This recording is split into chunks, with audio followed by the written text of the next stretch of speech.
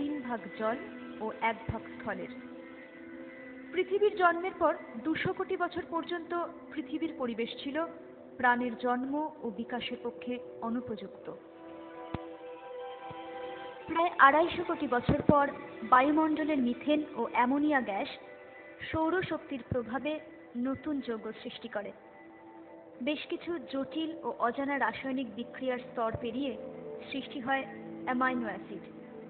এই অ্যামাইনো অ্যাসিডই প্রোটিনের মূল উপাদান। প্রোটিনের মধ্যেই গড়ে ওঠে প্রাণের আদিতম সংশ্লেষণ। প্রোটিন ও নিউক্লিক অ্যাসিডের সমন্বয়ে গড়ে ওঠে এমন একটি জৈব রাসায়নিক একক যা নিজের অনুরূপ ধর্মবিশিষ্ট আরেকটি একক সৃষ্টি করতে সক্ষম। এখান থেকে শুরু হয় কোষ বিভাজন প্রক্রিয়া। গবেষণায় প্রমাণিত প্রথম প্রাণের উদ্ভব হয়েছিল জলে। এরপর সৃষ্টি হলো এককোষী প্রোটোজোয়া, অ্যামিবা ও ক্ল্যামাইডোমোনাসের। এরপর বিভিন্ন অভিব্যক্তির ফলে সৃষ্টি হলো মাছের। সুতরাং প্রাণী হিসেবে হয়তো পৃথিবীর প্রথম জীব হলো মাছ।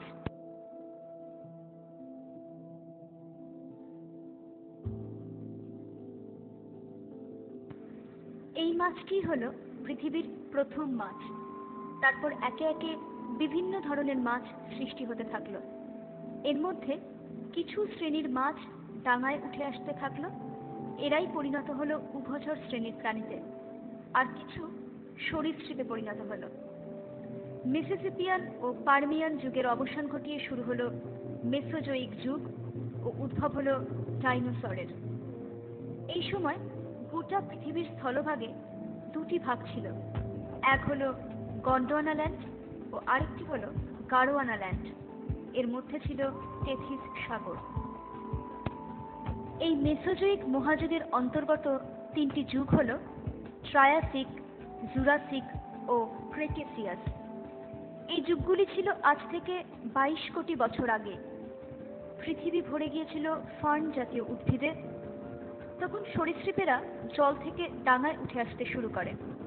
এরপর শুরু হয় জুরাসিক যুগ। এই যুগে দেখা মেলে সবচেয়ে বিশালাকার ডাইনোসরের।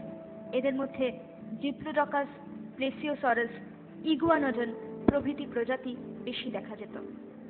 এরা প্রত্যেকেই ছিল তৃণভোজী। প্রথম দিকে ডাইনোসরের মধ্যে কেউই মাংসাশী ছিল না। ধীরে ধীরে তাদের খাদ্য চাহিদা ও জীবন প্রকৃতির কাছে প্রতিকূল হয়ে উঠতে থাকে। ফলে তাদের আকার ছোট হতে থাকে এবং শুরু হয় ক্রেটেসিয়াস যুগ। এই যুগে সৃষ্টি হয় উড়ন্ত সরীসৃপের। উড়ন্ত সরীসৃপের দুদিকে ডানার বিস্তার ছিল মোট 27 ফুট। এদের আর্কিওপটেরিক্স বলা হয়। এরাই হলো বর্তমান পাখির পূর্বপুরুষ। এরা ছিল মাংসাশী। এরপর খাদ্য সংকট ও পরিবেশের প্রতিকূল অবস্থার সঙ্গে খাপ খাওয়াতে ডাইনোসরেরা হয়ে ওঠে মাংসাশী। এমনকি খাদ্য সংকট মেটাতে এরা নিজেরা নিজেদের মাংস খেতেও দ্বিধা করত না। টিরানোসরাস, স্পিনোসরাস প্রভৃতি প্রজাতিরা ছিল এই গোত্রের। এরা ছিল আকারে অনেক ছোট। অবশেষে প্রকৃতি ডাইনোসরদের বিরুদ্ধে যুদ্ধ ঘোষণা করে দিল। অনবরত উল্কাপাত ও একটি বড় অ্যাস্টেরয়েড একদিন আছড়ে পড়ল পৃথিবীতে।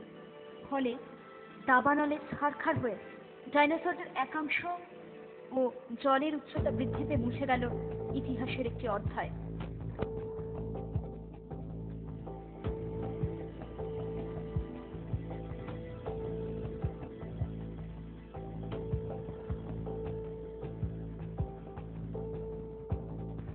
কিন্তু তারা এখনো বেঁচে আছে বর্তমানের গিরগিটি, তক্ষক ও গোসাপ রূপে।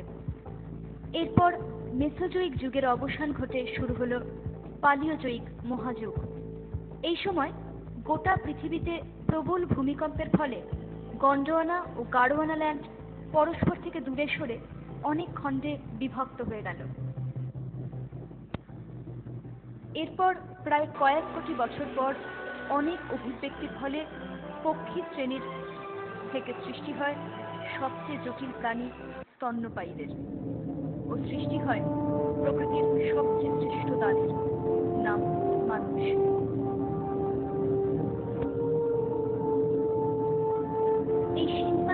নাম হলো এপ।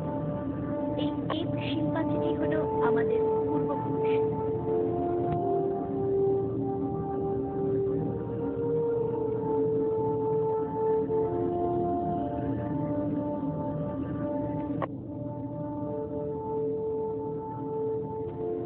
এরপর বিভিন্ন অভিব্যক্তির ফলে মানুষের বুদ্ধির বিকাশ ঘটতে থাকে।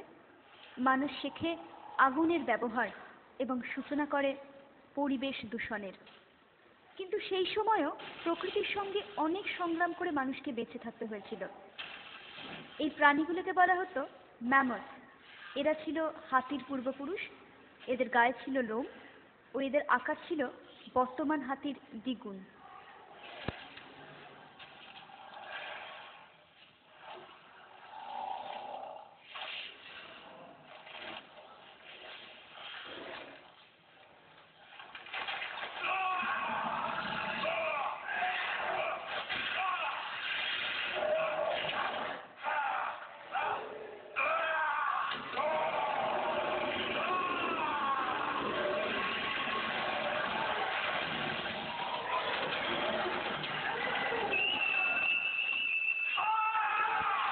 ধীরে ধীরে মানুষ তাদের বুদ্ধিশক্তির দ্বারা অর্জন করতে থাকে রাখেন। প্রায় ৮,০০০ খ্রিস্টপূর্বাব্দ আগে সিন্ধু নদের তীরে গড়ে ওঠে হরপ্পা ও মহেঞ্জোদারো সভ্যতা। সৃষ্টি হয় ভাষা। বহু ভাস্কর্য ও স্থাপত্য শিল্প গড়ে ওঠে মানুষ কর্তৃক। সেই সময় সমাজ ভাগ হয়ে যায় ৪ শ্রেণীতে: ব্রাহ্মণ, ক্ষত্রিয়, বৈশ্য ও শূদ্রের। প্রাকৃতিক দুর্যোগের প্রতি সাধারণ মানুষের প্রবল ভীতি থাকার জন্য ব্রাহ্মণ শ্রেণীর মানুষ প্রবর্তন করে দেবদেবীর ও শুরু হয় পূজা অর্চনা। সমাজে সেই সময় গোষ্ঠী প্রধান ছিল। একজনকে মানা হতো দলনেতা।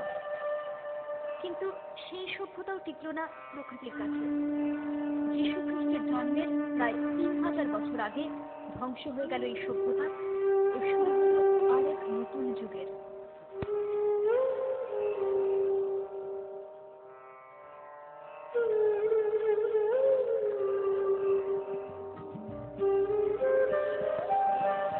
এরপর খ্রিস্টের জন্মের ১,৫০০ বছর পর পৃথিবীতে আবির্ভাব ঘটল এমন কিছু মহান ব্যক্তিদের, যাদের জ্ঞানের আলো মানুষকে পৌঁছে দিল উন্নতির চরম শিখরে। স্যার আইজ্যাক নিউটনের মহাকর্ষ সূত্র এবং আইনস্টাইনের আপেক্ষিকতাবাদ বিজ্ঞানের এক নতুন দিক খুলে দিল। ধীরে ধীরে মানুষের বিস্তার শুরু পৃথিবীর আকাশ, স্থলভাগ ও জলভাগে নয়, তা ছড়িয়ে পড়ল মহাকাশে ও চাঁদে।